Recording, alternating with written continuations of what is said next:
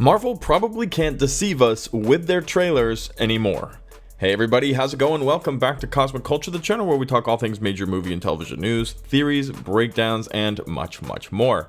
I'm your host Chris, and today we have an interesting development coming from a federal judge who has ruled that movie studios can be sued under false advertising if they release deceptive movie trailers.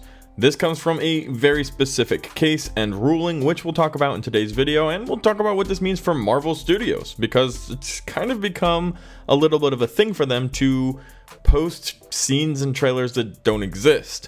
Also, where are the lines? What's deceptive and what's simply something that changed or wasn't included in the movie in some type of final cut?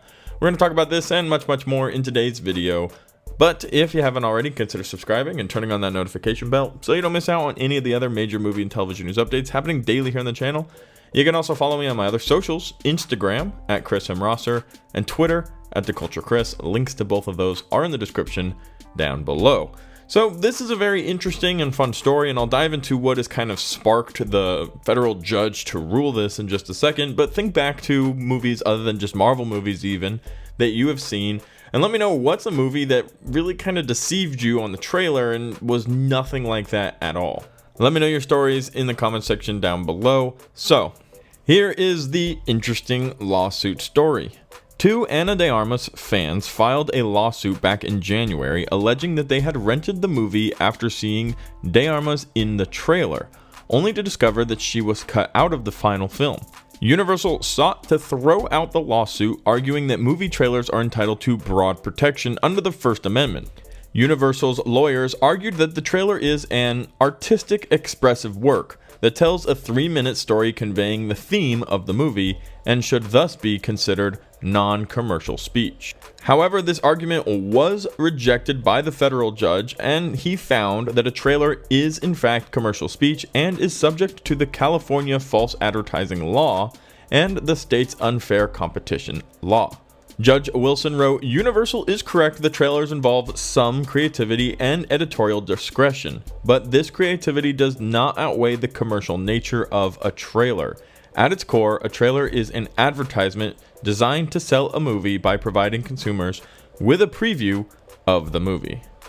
The ruling continues to specifically state the court's holding is limited to representations as to whether an actress or scene is in the movie and nothing else. This was what was written by the judge, and it pertains to the information based off of the specific case for the movie Yesterday, whereas in the trailer it did show that Ana de Armas was in the movie, but she was later cut and never appeared in the film whatsoever.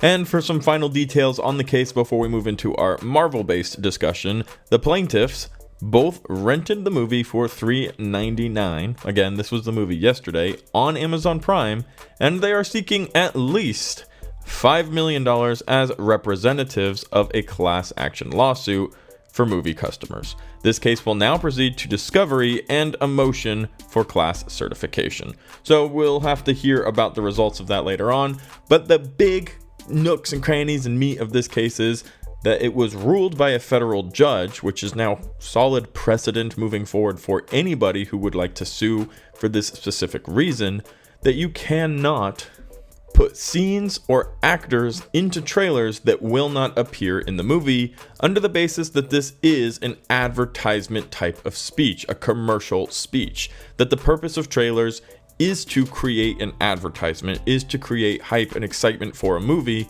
and therefore the representation of that movie through the trailer does have to have some specific rules. It isn't just an artistic expression, it is a specific advertisement. And for that reason, here we are now talking about, well, Marvel.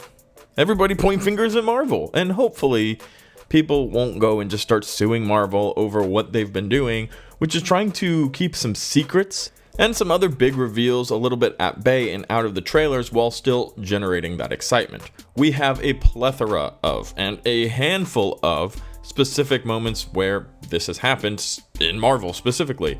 Most commonly referred to is in the Infinity War trailer, where we see Captain America and Hulk sprinting towards a big fight scene, and they're in some type of forest. Hulk never even shows up in this part at all, And they were never in the forest. They ended up being out in the desert. The scene never happened in the movie. Now, it's very likely that they changed direction and didn't ultimately end up adding Hulk and went and did reshoots and all sorts of things that changed the editing of the scene where they were at. Or B, something else Marvel has been doing recently is putting in these kind of red herring moments in trailers to try to throw people off the scent. We also frequently see things like this in the Spider-Man trailers. In Spider-Man Far From Home, we actually saw a scene where Spider-Man was standing up on the podium here, and his suit was changed. We saw the different normal suit and not the Iron Spider suit. And again, this was to try to create a little bit of excitement for that moment, or it was a creative difference and they decided, you know what, we're going to put him in the Iron Spider suit here, and they changed it. Now, specifically, the clause refers to characters and scenes that have to show up in the movie if they're in the trailer, and something like omitting a character who will show up or changing an outfit doesn't really denote the changing of a scene and is a much smaller edit to make. Another prime example of this would be Spider-Man No Way Home, when we have Spider-Man landing down on the Statue of Liberty, and behind him are missing two Spider-Men who we know well now and kind of knew then were going to end up being in the movie. Now, I don't believe that this would fall under the specific literature that was written by the judge of, well, you can't do that, because the characters do end up in the movie. The only thing was changed was an omission of their presence. The scene was there, and the character who was in the trailer showed up in the movie. So although it is a deceptive trailer, it would not fall under the precedent that was given by the federal judge in this specific case. However, the ramifications of this specific case will mean that some people will come fleeing out of the woodwork trying to get a little bit of a money opportunity, which, if we're getting personal about the way the world works, I'm not a huge fan of suing big companies just for the sake of suing them because, oh my gosh, I spent $4 on a movie and this actress wasn't in it. You know, I understand why you would be upset, but you don't need $5 million in a class action lawsuit over that. Maybe a refund. And even then, you know, maybe. But I do think that it is interesting that this is going to start coming to life, that there's precedent behind what is happening with deceptive trailers. And we can even talk a little bit, if we want to, about She-Hulk, which wasn't necessarily deceptive in the fact that Daredevil never showed up, but Daredevil didn't show up until the very end. And it was one of the reasons I feel a majority of fans were kind of frustrated with She-Hulk was the trailer wasn't really true to what the series was. Now, that's not a straight up lie, and the scenes that were in the trailer were all in the series, but where and how will this new literature of deceptive trailers and precedent of what can and can't be done eventually lead to as far as Marvel's current marketing strategy, which is to add false scenes and to change trailers based off of what they're trying to keep a secret for the future of the release of the movie. And I'm sure you guys are kind of all following. I just found this to be something very interesting as I was going through and checking out the timelines and seeing what was going on. So I thought I'd share it with you guys because I want to know what you guys think. Do you think it's okay that Marvel changes up the trailers to try to keep some anonymity and some excitement in big reveals? Or is it something that you found to be a little annoying that scenes don't show up in the movie after all? Let me know your thoughts in the comment section down below. As always, thank you to everybody who watched till the very end of the video. If you found it helpful, useful, or entertaining, consider subscribing and turning on that notification bell. And I'll be sure to catch all of you guys in the next one right here on Cosmic Culture.